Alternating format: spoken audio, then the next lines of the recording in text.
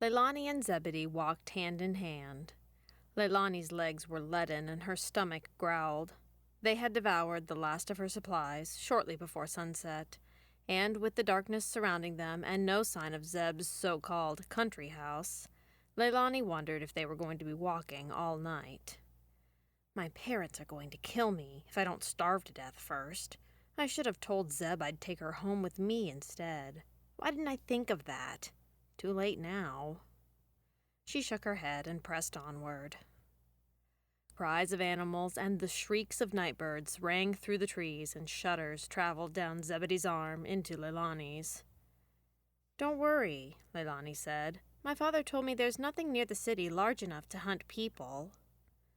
But with only the faint light from Zeb's spells to guide them, this assurance felt hollow.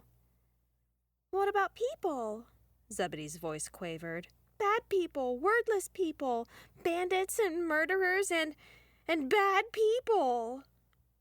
Leilani bit her bottom lip. Her mother had warned her about the wordless, whose violent acts caused the strains to no longer sing to them. Crime was rare within the borders of Gelia, for few would risk their communication with the strains by spilling blood. The worst rumors spoke only of financial evil, trickery, and greed, and the weavers lacked the riches needed to draw such folk to their doors. However, the wordless did exist, and outside, alone in the night, anything seemed possible. "We must be almost there," Leilani said. They walked along the empty highway. Occasionally the woods on either side would open up into great flat fields or neat rows of fruit trees, but they never sighted a farmhouse. It was too dark to see far from the road. Zebedy swore the country house would be lit and easily marked, so the girls pressed onward. After about an hour, voices echoed through the trees, and a smile brightened Zeb's face. "They're looking for me! They're calling! Come on, we're almost there!" She burst into a run, and Leilani sprinted to keep up. They turned a bend in the road, and Leilani stared up in bewilderment at the structure before her. Still a fair distance ahead, the red brick house rose like a mountain from behind an iron fence. Lanterns hung from poles on either side of the gate, and the windows within glowed warmly, as if the house watched them with yellow, welcoming eyes.